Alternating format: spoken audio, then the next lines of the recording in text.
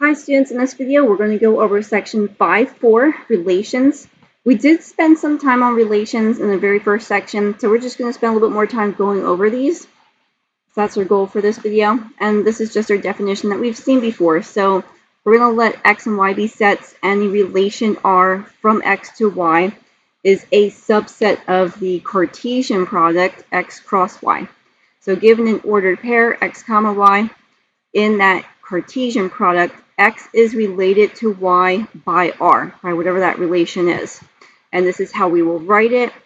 And it's going to be related, x is going to be related to y by r if and only if the ordered pair is an element in that relation. So this is how you can symbolize that mathematically. So the set of all elements x and set x such that xy is in relation for some element y and set y is called the domain of the relation, and the set of all elements y and set y such that the ordered pair xy is in the relation for some x and set x is called the range for the relation. Example 1, we're going to define a relation on z as follows. Z here is our set of integers. So for all m and n in the set of integers, the ordered pair m comma n is in the relation if and only if m and n have a common prime factor. So for part A is 9 related to 12. So do they have a common prime factor? So part A is yes. 9 is related to 12. Their common prime factor is 3. Part B is 5 related to 5. Yes, the common prime factor is 5. And then is 11 related to 13? We're going to say no. There's no common prime factor there.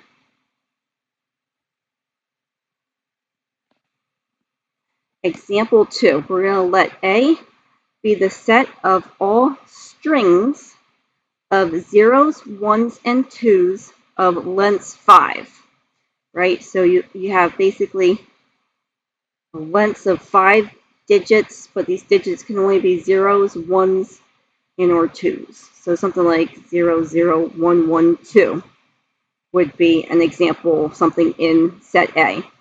And we're going to define a relation R on A as follows. So for all AB in the set of A is related to B if and only if the sum of the characters in A equals the sum of the characters in B. So A and B here, that is a string of 5 digits, a string with length 5 digits, where those digits are ones, zeros, ones, and or twos. So for part A is this 5-digit string related to this 5-digit string. And we're going to say yes, those two things are related because if you sum up the digits here, what do we get? 5. And if we sum up the digits here, we get 5 also. So the sum of the characters in this string here is equal to the sum of the characters in this other string. So they're related. So I'm going to put sum of each is 5. What about part B? Would these be related? 20202 and 22001. Are those related? So do they have the sum? If you sum up their characters, do they have the same sum? And we're going to say no. Sums of each are different. So they're not related, right? This first one will have a sum of 6. This other one will have a sum of 5. All right, what's the last one, part C? What do you get for that, for your answer? Are those related? Yep. Sums of each is 3. The inverse of a relation. All right, this we haven't seen yet. So if R is a relation from A to B, then a relation, the inverse of R, from B to A can be defined by just interchanging the elements of the ordered pairs of R. So here we have a definition. We're going to let R be a relation from A to B, define the inverse relation from B to A as follows. So this inverse relation is going to be equal to the set of all ordered pairs y comma x in the Cartesian product B cross A such that x and y is in the relation. So all we're doing is we're just going to swap the order of all those ordered pairs. And that's how we find the inverse of a relation. This one's not too bad. So for example 3, we're going to let A be the set containing elements 2, 3, 4. B is the set containing elements 3, 6, 8. We're going to let S here be the divides relation. That's what we're going to call this one. So that is for all x and y ordered pairs in the Cartesian product A cross B, x is going to be related to y if and only if x divides y. That's how we read that, x divides y. It's different. You're not going to, we're used to having, let's say, something like this, right? Or something like this. When it's written this way here, it's going to be, you're going to think of it like this, 3 divides 6. So we're going to start by just stating explicitly the ordered pairs of this, of S, of that relation. So for part A, just do all the, and if you want to, you can always just find the Cartesian product first. You can start, even if I'm not asking, like in the homework, you can just start by finding all the possible ordered pairs in that Cartesian product. Then that's probably better actually, because then this way, when you go and see which ones are in the relation S, you don't accidentally like miss an ordered pair maybe. So you can do that. You can definitely do that. List that first if you want. So I'm just going to think, is 2 related to 3? Does 2 divide 3? No. Does 2 divide 6? Yes. And divides it evenly. So 2 comma 6 is in there. Does 2 divide 8? Yes. 2, you can take 8, divide by 2, and it divides evenly. Okay. Then we have 3 here. Does 3 divide 3?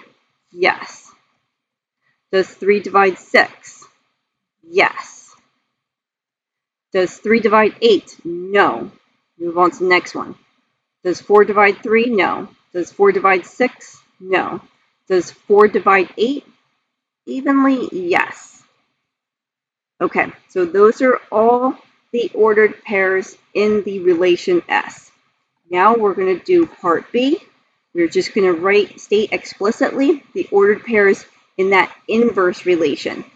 So just make sure you use the correct notation here. And then all we're doing is just interchanging your first and second elements. So we're going to have 6 comma 2. Then we're going to have 8 comma 2. 3 comma 3. 6 comma 3. 8 comma 4. So this is not bad to do, right? As long as we have our part A is correct, then doing part B, finding that inverse isn't going to be that hard. Example 4, kind of similar to like the last example. So we're going to let A here be the set containing elements 2, 3, 4. B is the set containing elements 3, 6, and 8. And we're going to let R be the less than relation. We're going to call it the less than relation. That is, for all ordered pairs x, y, in the Cartesian product A cross B, x is related to y if and only if x is less than y. So maybe pause the video and try parts A and B. And if you want, like I mentioned before, if you want to go ahead and list out just all the possible ordered pairs that you're working with, all the ordered pairs in the Cartesian product, that's fine. And then you can see which ones are actually in the relation. And then once you have your ordered pairs in the relation, you can go ahead and find the ordered pairs that are in the inverse by just interchanging your x and y elements. So go ahead, pause the video for a couple minutes and try this one.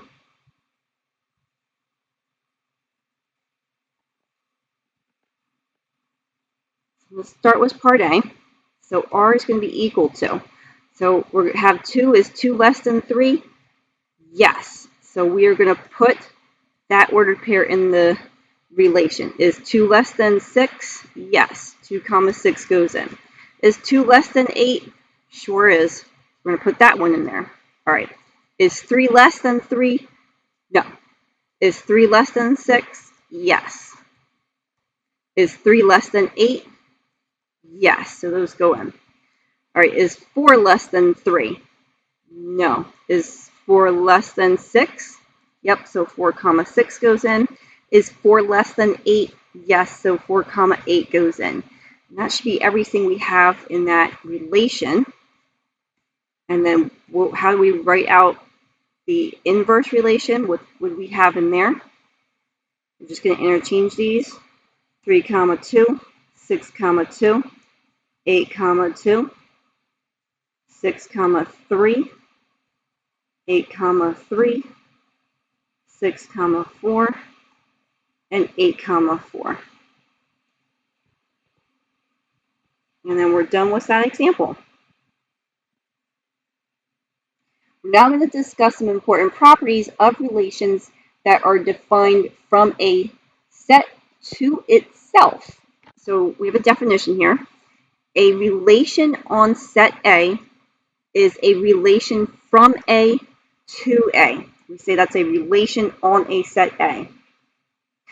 So instead of our arrow diagrams, right, before we would have like set A and set B, or maybe X and Y, and then we did like something like this, some different arrow diagrams for the relation.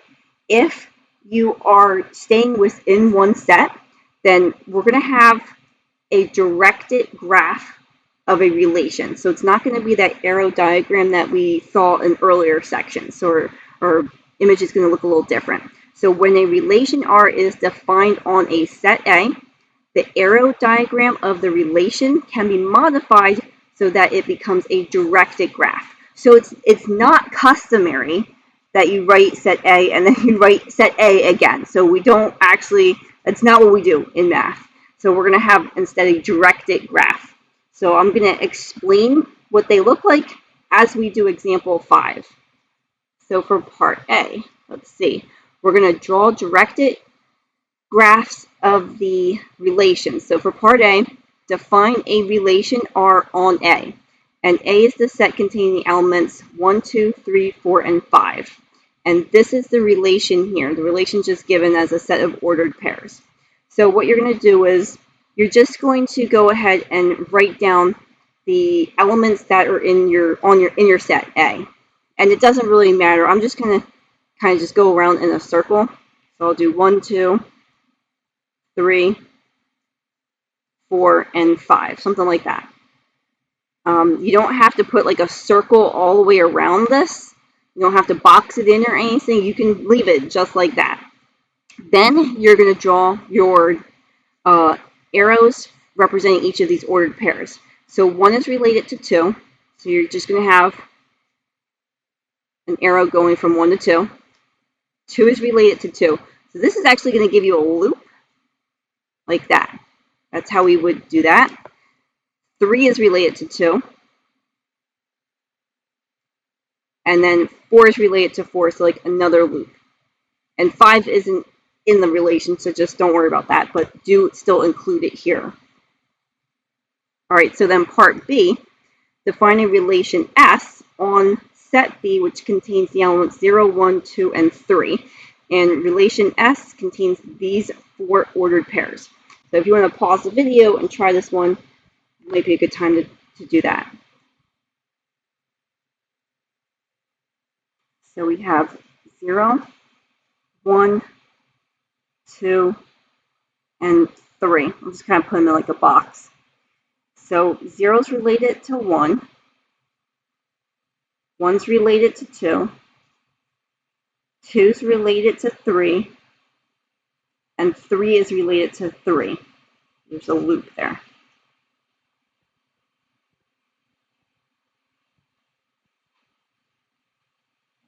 All right, example 6.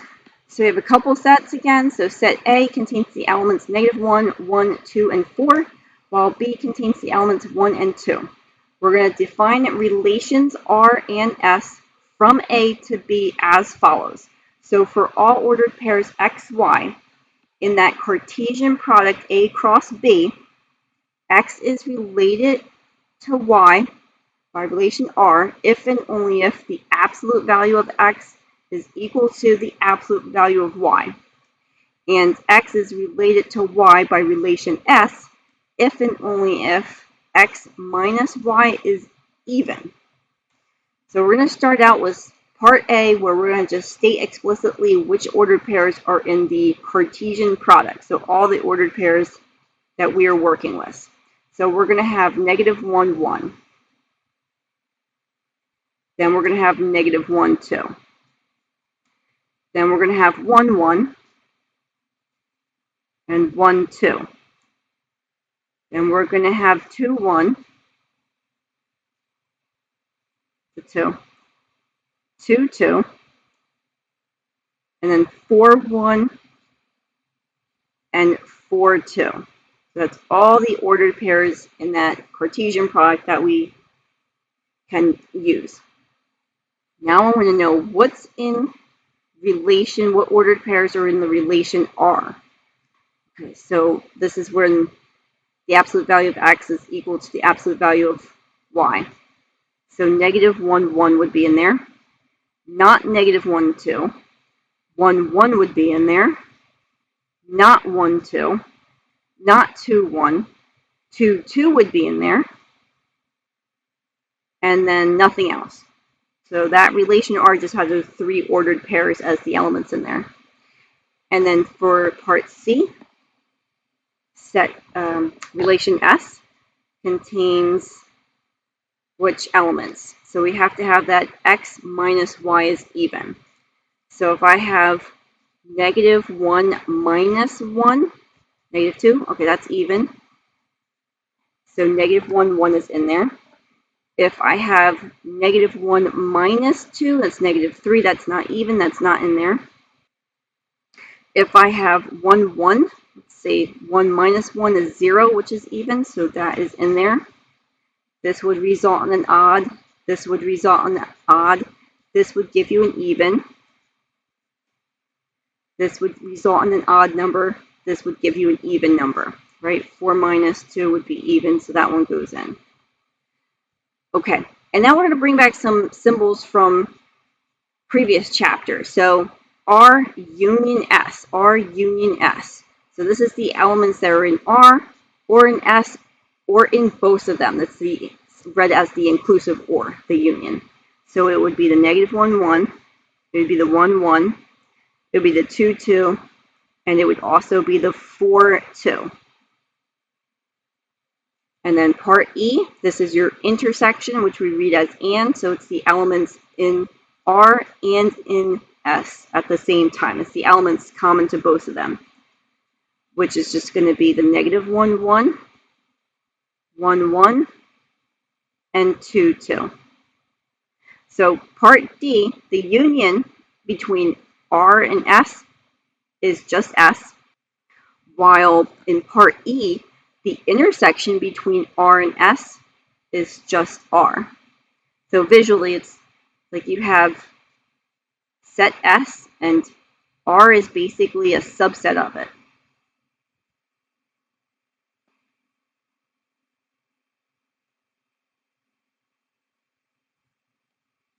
And that's it for this section with the relations. So that wasn't too bad. I'll see you in the next one.